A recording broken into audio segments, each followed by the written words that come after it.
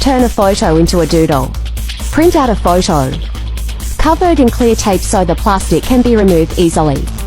Use a fine tip nozzle so you can be extra detailed. Then start doodling the outline of your photo. You can get it detailed as you want. Carefully pop it off. Then doodle it again. Try to make it as similarly to the first as possible.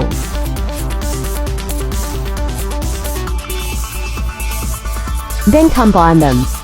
You are creating an effect similarly to 3D glasses.